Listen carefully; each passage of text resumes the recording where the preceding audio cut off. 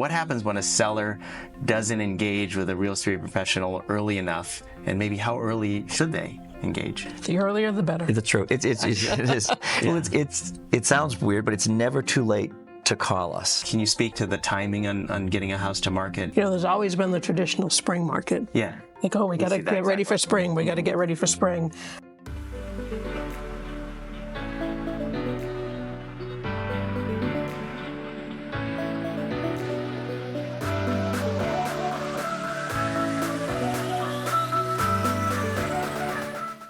Good afternoon, everybody. My name is Tony Cardinali with the CrossCountry Mortgage. I'm a residential mortgage lender, and I'm hosting a podcast today called the Real Estate Solutions Lab. This is where I bring experts in to talk about solutions to problems we see in real estate and mortgage lending today, and we really trying to highlight things that today are becoming the biggest issues in our real estate industry, whether it's buying a home, selling a home. We'll be covering these different topics, and today I've got Bill and Linda with me, a long time, working together a very long time. Very long time. And we're going to be talking about when to engage a real estate professional about buying or selling a home. And this is a real big problem we see because it kind of falls in everybody's lap later that things start to go wrong because some things weren't handled early on in a person's preparations. So we try to avoid those things by preparing people early and often.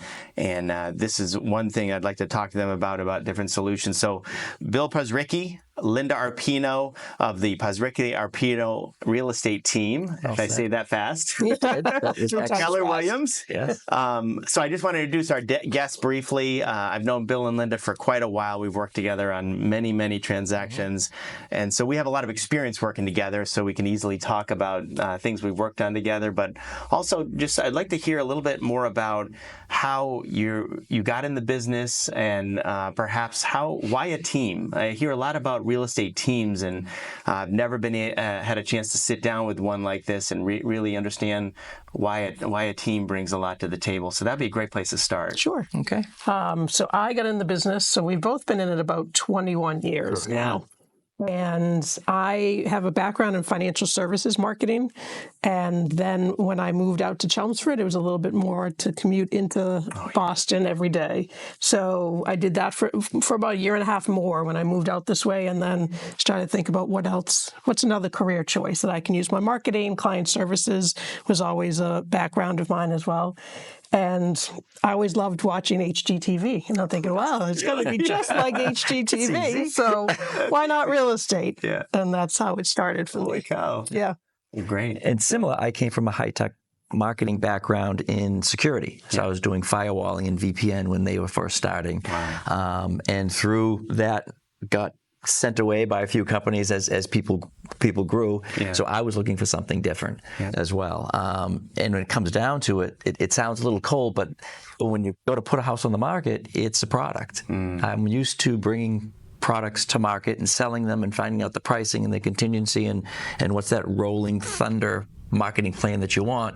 The house really isn't much different. We have to figure all that stuff out. So it seemed to dovetail nicely into doing that. Very good. And how about why a team? Why is the team the right way to go? We started around the same time. I think Linda was there a month or two early. So we were the newbies sitting back to back at another agency, worried that we were going to get our forms wrong. So we were constantly helping each other out. So it started as just a friendship, helping each other, would cover for each other. And little by little, it grew into, okay, let's team up, not officially, but let's kind of team up and see how we do, make sure it's going to work, and it did. And then about, maybe 18 years ago or so, we formed the Pazricki Arpino team. And we're a partnership, which is a little bit different. Yes. A lot of people have a team, they have someone up top, and then agents that work underneath them, where we're sort of partners, 50-50 kind of a deal, which is nice for any small business, as you know. Yeah. It's hard to be able to have, set those boundaries, have a life, and keep your business going, because your business comes home with you every single day. Right. So this has a nice, where any client that works with us has, the same representation, no matter who gets you that weekend. And access as well. I mean, correct. One is busy, the other is there. Right. Exactly. That's really helpful. Well, great. Well, anything where there's a complicated transaction or where there's money involved for sure can produce a lot of anxiety. And I know I can suffer from overthinking things and being anxious about things, especially when I don't know what I'm getting into. And I think real estate presents a real clear path to anxiety for someone that's not prepared. And that's why I think this subject is perfect for right now, because the world is moving so quickly and people are diving into transactions or real estate purchases, making commitments to huge mortgage payments and large sums of money that they're putting down, taking out big amounts of debt, and not really understanding what they're getting into. And I try to prepare people as best I can when I do get a hold of them and start talking with them, but I can only squeeze so much into a 1 or 2 day period. And I got a call yesterday about someone that wants to make an offer by Tuesday morning. Right. And they don't know what they're getting into by Tuesday morning, but they want to make an offer on a house because they need housing. Right. You know, the end goal is they don't want a mortgage, they don't want to buy a house, they just want to have the result of having a house. And this is the one they want to get. So a lot is being jammed into a day and a half. But can you introduce the subject to me about I guess we'll start with the issues of approaching a real estate professional late and not early enough, and perhaps what are some of the things that happen when let's start with sellers, because I think that's where the root of everything is. What happens when a seller doesn't engage with a real estate professional early enough, and maybe how early should they engage? The earlier, the better. That's true. It is. Yeah. Well, it sounds weird, but it's never too late to call us. Yeah. If you're just thinking about it, even if you don't know if you want to sell or don't want to sell, because it can be a daunting task. Right. People feel that, well, if I can just get the house ready and it looks good, I'm ready to go. Right. There's a lot of things that are behind the scenes to that. We would come through and see what you should do to get that home ready, to get that product ready to go to market, as I mentioned before, and the things that you don't have to do is just as important. All of your maintenance items, maybe there's some deferred maintenance that needs to be looked at. Mm-hmm. How is your heating system, your air conditioning? If you're on septic and well, you need to do your Title V, you need to do your well water test. So it all starts to add up. So if you get us in early, then we can realize what your goals are and come up with a solution-based schedule for you that meets your need in your time frame. Got it. If you don't call us in early enough and you think you're ready, and we walk in and say, oh, did you schedule your Title V?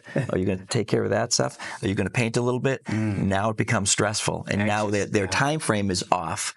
You know how it is getting contractors in. No offense to any of the contractors that are out there, but that's difficult. Then it becomes stressful, and now it's a difficult process. And as an agent, we're looking at a house differently than you. So you as the owner, I mean, in my own house, you live with stuff every day, and it's like it's not there anymore. Yeah. I had someone the other day say, there's still a Christmas ornament hanging from that chandelier, and I was like, oh wow, look at that. That's been there for what? We're in July, August. That's been there for 8 months. It blends in. So we're walking through, and we've got a whole different eye of what. We know where trouble spots can happen in a house. We're looking at it with fresh eyes. Yeah. So just in general, that's just one of the things where you think you've got everything ready. And then it's disappointing if you think you're all set to go and you got an agent walk through and say, okay, I got 10 things that you need to do. And you're like, what do you mean? 10 things? I'm all ready. I'm like, well, not really. It can be cheaper in most cases for a seller to take care of it before the buyers come through, before the inspectors show up. And when you do all those things and you create a list for your buyers, they can see that the home has been taken care of. Mm-hmm. They know that you're up to date with your maintenance, that your heating system, again, was just serviced. Everything is in line for them. So now the buyer can come in and enjoy the house from what they're seeing, knowing that all the behind-the-scene things have been done. Right. Really important. So there's issues, obviously, you're talking about deferred maintenance. Those are things that could be taken care of earlier, maybe cheaper. You get more than one bid. You're not in a rush to jam somebody in there to fix something before closing. And you could also be able to coach people on what they don't need to fix. Perhaps they're thinking, I got to do all this. I never am going to go and get on the market. You can say, you don't need to do those things. Right. They're not going to add market value to your home. Right. So those are helpful. How about if they're running in the door late, sliding into home plate to try to get you in there to list their property? are there any kind of pricing mistakes or legal issues that could come up that they haven't thought about yet? Because I've seen a couple. Have you guys thought of any sort of pricing issues that they would make? Mistakes, perhaps pricing mistakes, where they may price the property incorrectly because they're just rushing in the door and they haven't had a chance to look at the market. From a seller perspective? Yeah. I mean, from a seller perspective, if I'm thinking of the pricing of my own house, Yeah. A lot of people rely upon, they're on Zillow or they're looking at their tax rate or their, there's lots of different things that they can think add value to a house, Right. but really don't. Right. Or they just had they're refinancing or they're getting a home equity, like a recent one of those appraisals that give you kind of a price range are different than a market value. Right. So there's a lot of things that people think help them figure out what price range they should be in that in fact are going to lead them astray. Got it. So timing-wise, if they wait till the last minute, they might have missed the market, because I had someone that came to me that feels like they really did miss the market.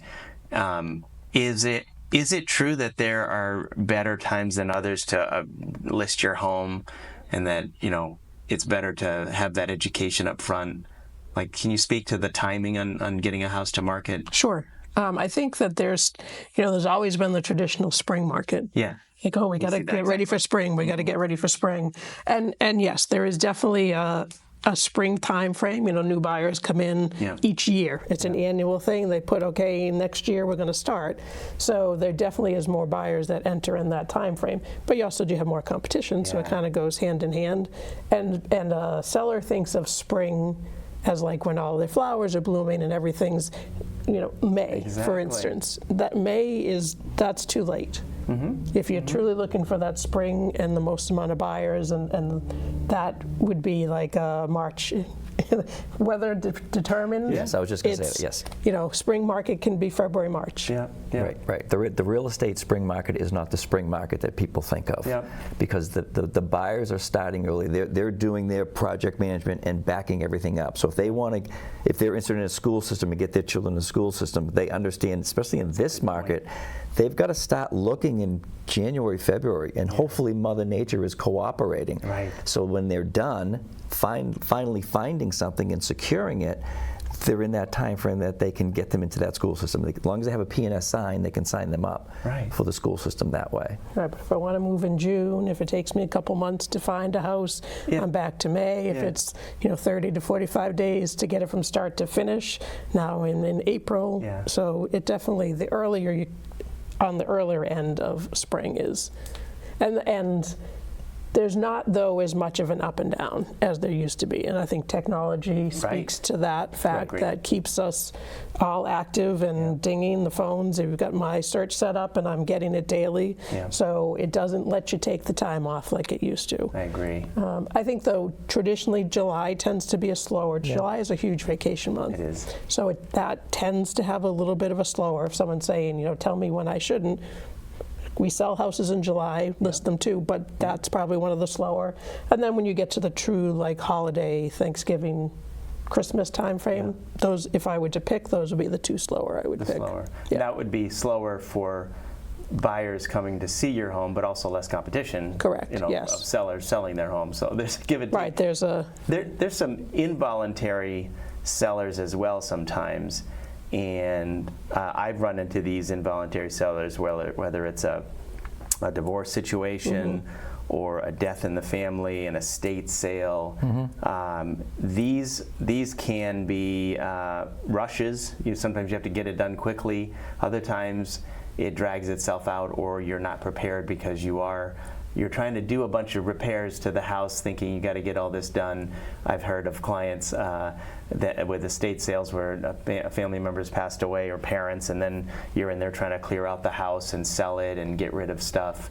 And then you call an agent to evaluate the home because you wanted it to be nice and pretty and clean when they got there.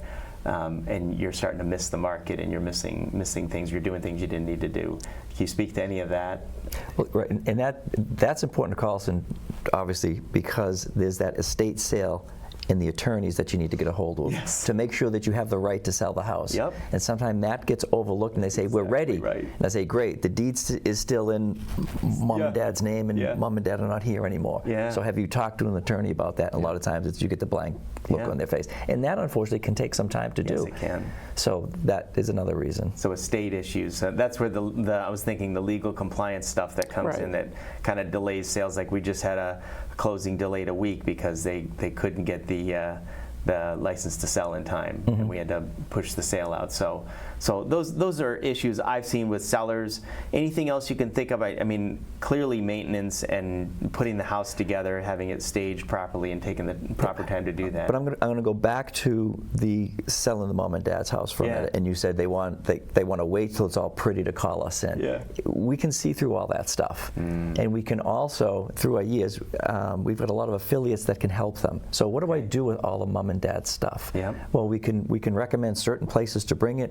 People can come in, whether they're antique dealers or something like that, and help clean that house out for you, so you're not killing yourself doing it all. Yeah. So going back to that, it doesn't have to be pretty for us to see. I know you want it to be pretty, but it doesn't have to be pretty. We'll help you get to the pretty, but there's a lot of stuff behind the pretty that needs to be done first. That's great to say. You can see through the clutter, the stuff that has been updated for a long time, and you can kind of identify that needs to get taken care of. Don't worry about that. Right.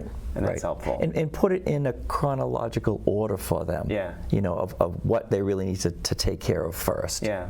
So and that helps and makes it a little bit more manageable and less stressful. Why do you think a seller might be anxious about calling a real estate agent in early? I mean, if you're a seller of a home, are there things you can think of that they should not be worried about that they seem to like? Yes. So I think sometimes they feel like we're ready. Okay, we're going to put it on the market tomorrow. Right. Like, okay, you called us in, we're ready to go. And we're getting business that can be a year out, and so that's not unusual. But I think that's the fear of they're going to push us too fast, or we're just thinking about it. That's a big, that's fine. But that's when because there is a lot to do, and it makes it far less stressful if you have the time to do it. Yeah. So really, they need to not feel anxious about calling you to say, I just need some initial opinions from you. Is it okay if I ask you for your help now? Sure. Isn't that? Right. And we're afraid of asking for help sometimes too early because they think you're going to want to put it on right away. Right. And you're going to be upset with them because you wasted their time or something, and that's not the case. And we're looking at things like if you're near conservation, when you think of other legal issues. So if you're sitting near conservation land and you've done something to your house, you've done an addition, or that if you have an open order of conditions, that can take a little while for something to get your certificate of compliance, to make sure that everything was done right, everything was closed out, those permits and what have you. So those are all the things that will allow you the time and just far less stressful. Right, it's a great point. Yeah, that the order of conditions and like I said, the permits. That did you do any updating with the house? Yeah, we finished the basement. Right. Did you pull a permit? No. Cousin Jimmy did it. Did he pull a permit? No. So what are the issues going to be? Right. There's some issues around that as well. Yeah. Less and less today, but still some issues. I've run into them. I was thinking to myself while you were talking. Also. Our service level, even me as a mortgage lender, as a real estate professional, it must be more difficult to provide the level of service you like to provide when you're rushed. Right. And good point. Isn't that true? And people are doing a disservice to themselves by trying to rush us into giving them something very, very quickly, because it's a lot easier to miss something, right? Correct, right. I mean, I had to do a ton of pre-approvals last week in a rush, and I was worried about missing something, staying up late, and getting tired when I'm trying to do a pre-approval to help somebody really fast to get a pre-approval done. I mean, it must be the same. Right, because you don't want to change your level of service. You want to make sure they're getting the best service, so it is creates a swell in your platform. Right. It does. And then things that we would recommend potentially, you just don't have the time for. Right. So we're going to have to truncate this list, and let's forget about these 10 items, which we would love to do, but now we're just going to be able to do the top 5 instead of the top 15. And like we said earlier, we create that solution-based project for them based on their needs and what they can accomplish. Yeah. So if we'd love to get the room painted or a new roof on or the window that lost its seal fixed, if they don't have the ability to do it, whether it's time or money, that's okay. Right. We'll disclose that. It may affect the price, and they know that.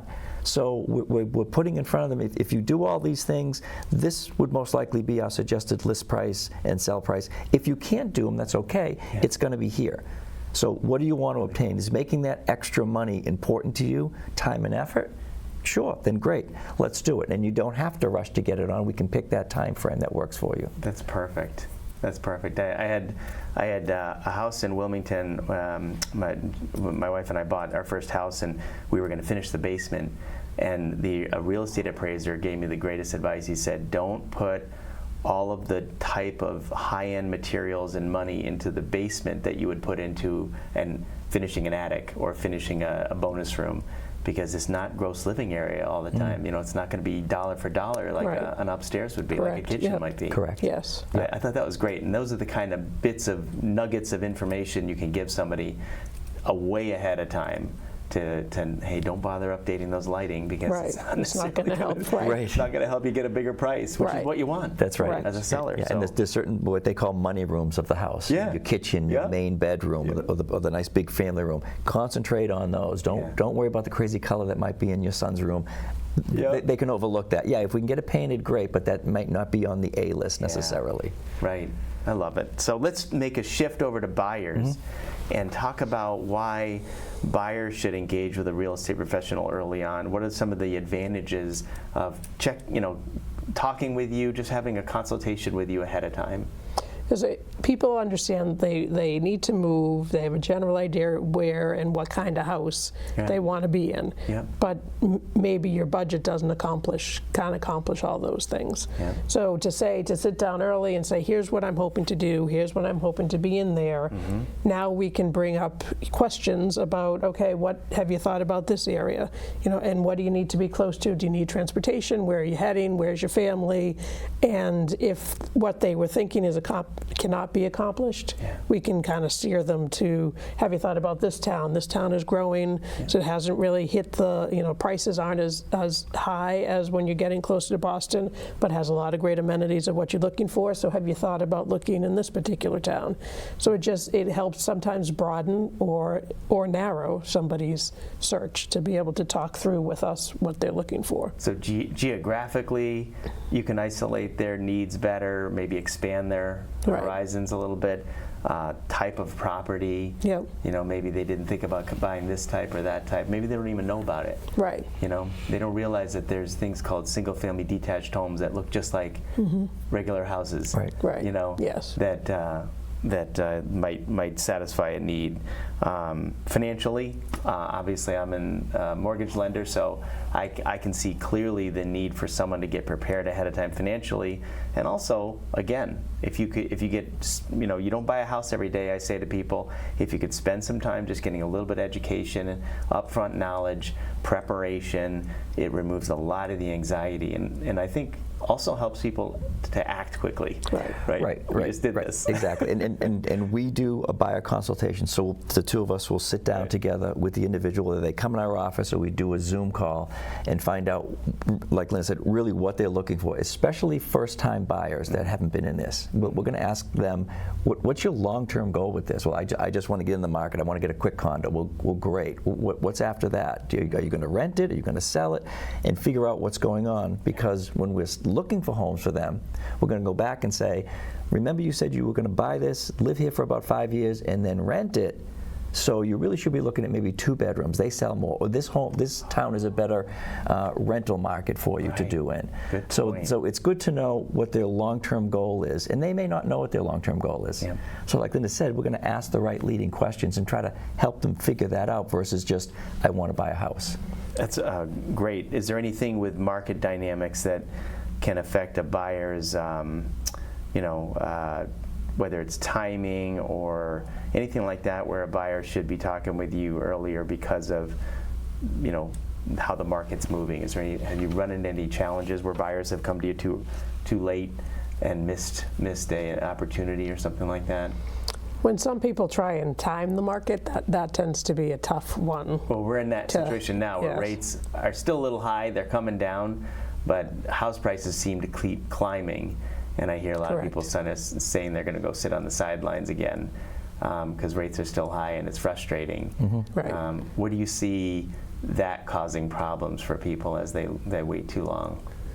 Because there's a decent amount of buyers out there to begin with, and then if you add everybody sitting on the sidelines, a lot of them. and then they're all waiting for that same whatever they think is the right time, then that sideline now is going to join all those buyers that are there. So your competition as a buyer is just increased when you put everybody together now who thinks it's the right time to buy after whatever that magical change is. Very true.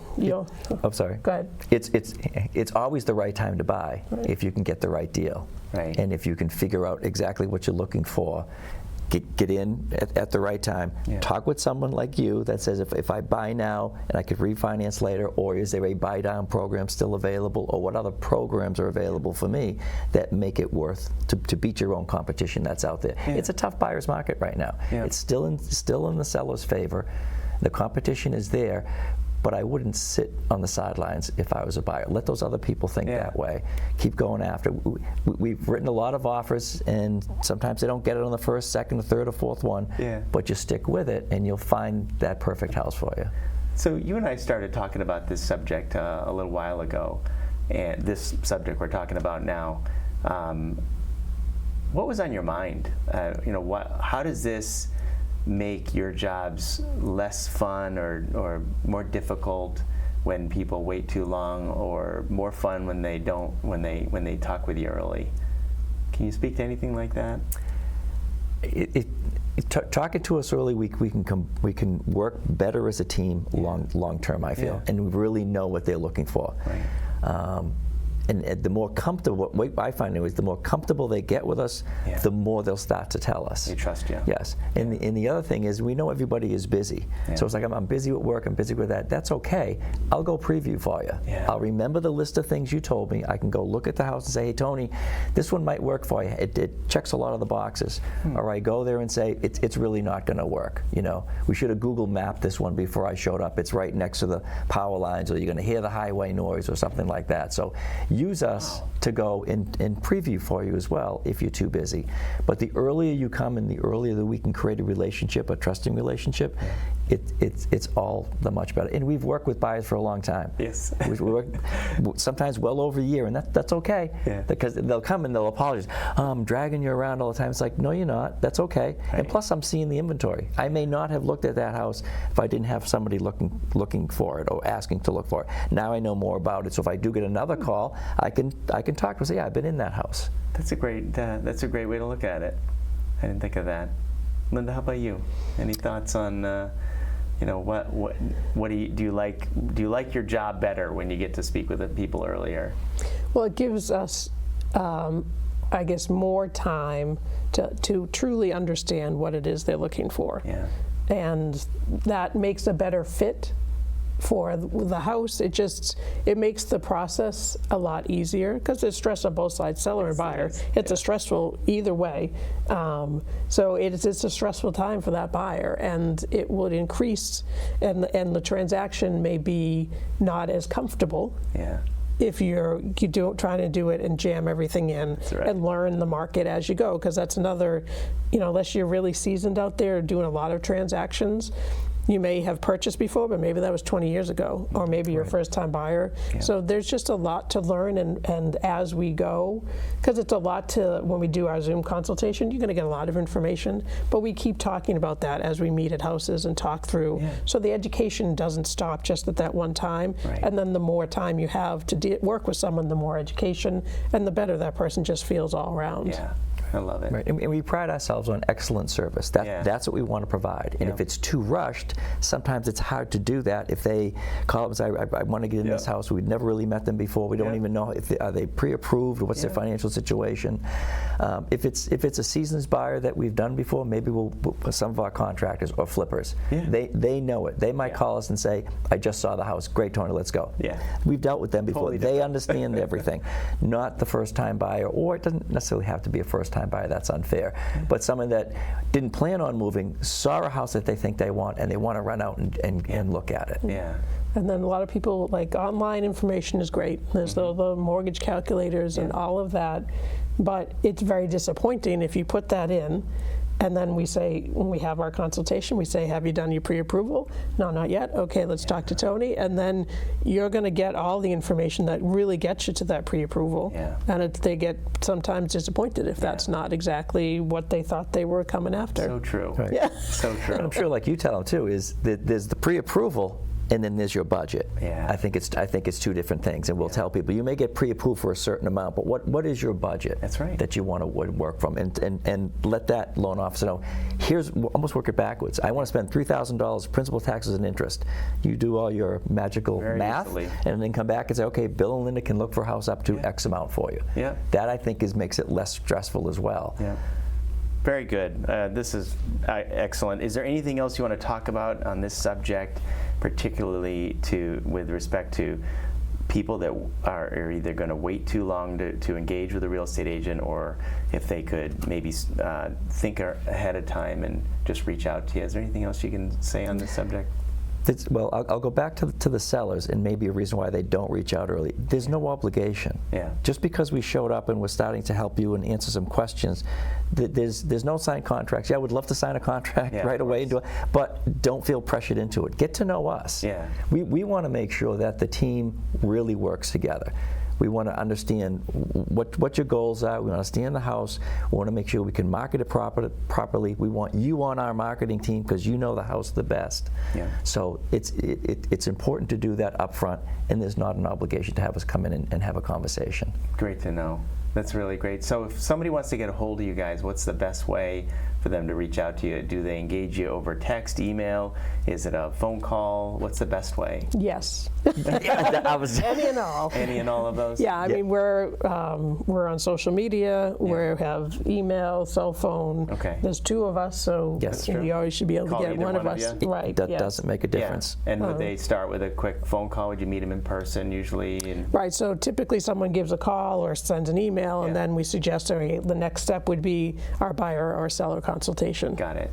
Okay. And what are the numbers? What are the best numbers to reach you guys at? So my cell is 978-621-0570. Okay. And again, my kids knew that number when they were little. Yeah. All of a sudden, one day, somebody said something, and my kids are like, 978-621-0570. I'm like, how do you know that? Because I'd always be, if I were in the car or on the phone, and I'd be talking, that was always how I would end it, and they learned my cell phone number that way. I love it. Well, mine's much easier to remember. Yeah. It's 978-500-3336. 3336, great. Well, thank you guys. I really appreciate you coming and talking about when you should engage with a real estate professional. I think it'll help people searching this subject online, because I know it's been searched. I know it's a subject because I get the same sort of questions when people say, sorry, I'm talking to you really, really early. Right. I'm like, no, that's exactly that's what I want to. perfect, yes. This is perfect timing, so I think it's great. Thank you. Listen, before we go, I'd love to hear more about why you guys got into this business, because you could do a lot of things with a marketing, and sales background. You could do a lot of different things. You could go stay in high tech. You can go do something else in financial services, which is a huge field. Why? What is it about helping people acquire and sell real estate that is so, passionate for you? Well, it is such a big thing financially, emotionally, personally for that buyer or seller that you're working for. Yeah.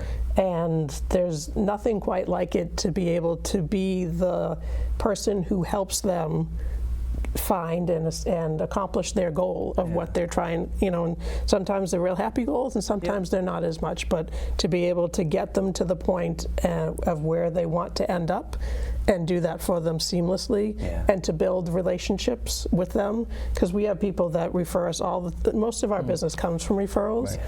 So that means you're doing something right, and we develop those relationships, and people reach out all the time just asking a question years later, and that's the best part of it, actually. That's great. Right. So, Bill, any thoughts why you're in this? My DNA is I'm service driven. Yeah. So this is an industry that you have to be service driven because that's what you're providing. And again, we want to provide excellent service. So dealing with someone, whether they're buying or selling, seeing them through the entire process, some maybe some rough roads here and there, nothing is always perfect. Right. And to get to that final end road where it's satisfying and fulfilling that they did it.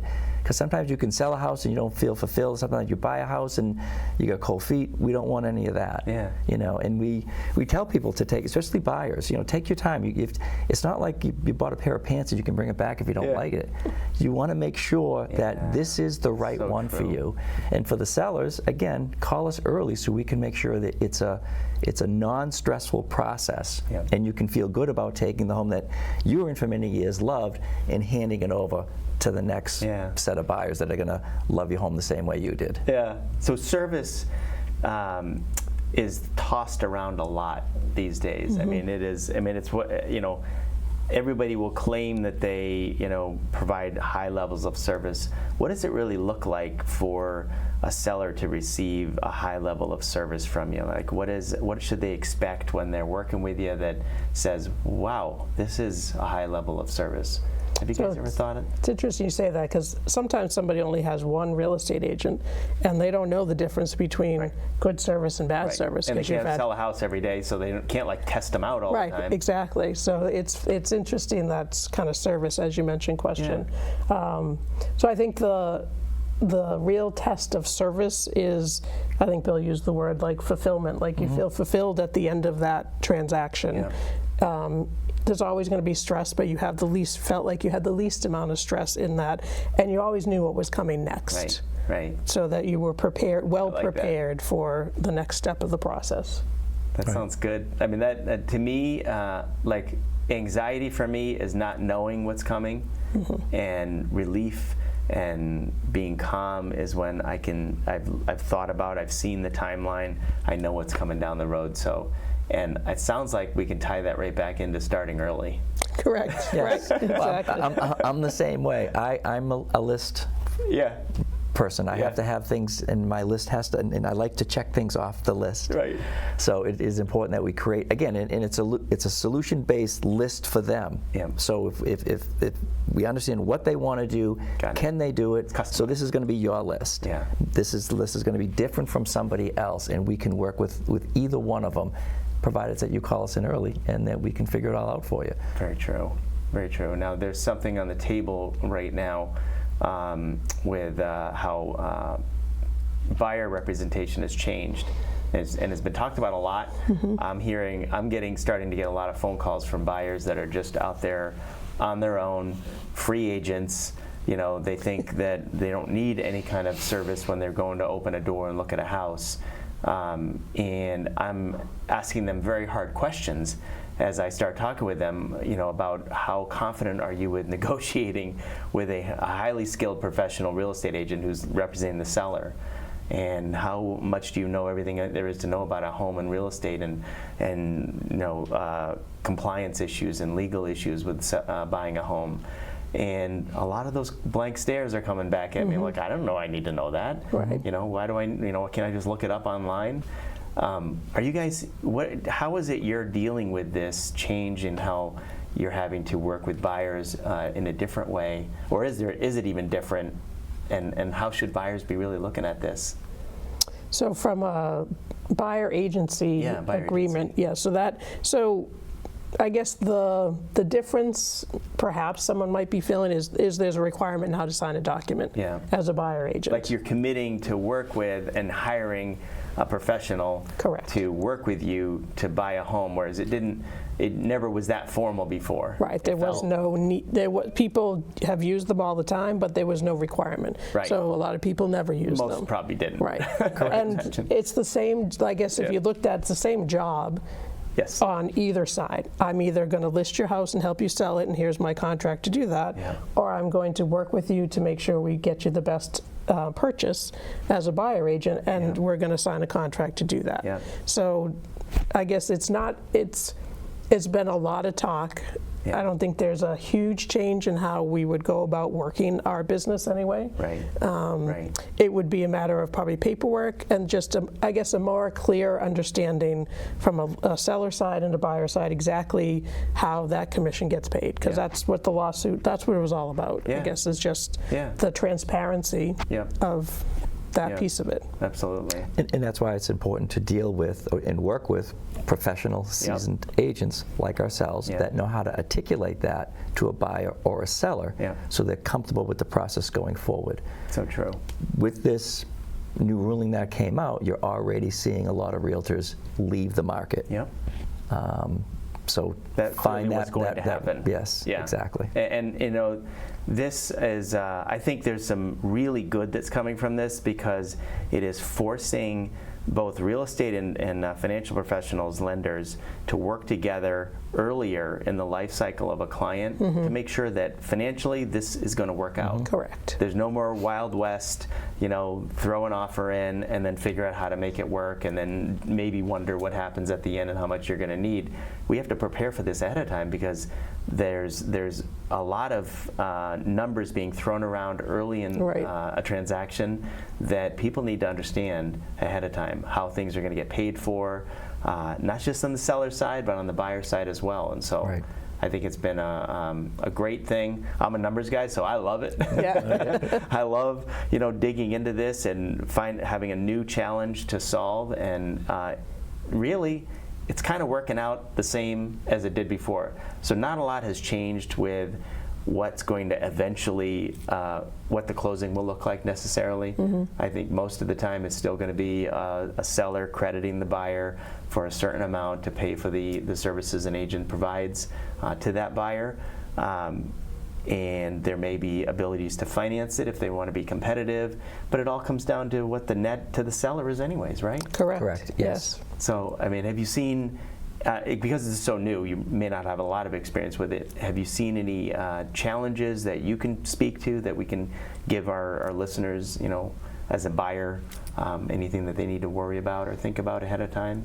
I mean, just from a buyer to really understand what is this particular home offering for you, and like that, how can I afford it? It's basically, is there any issue with me affording the house? Affording the house. Right. And so we as agents now, you know, we need to figure out how much the commission was stripped out of that MLS system, so there's no more availability for that. Yes, that's all. And sometimes you cannot get that information until you put in an offer.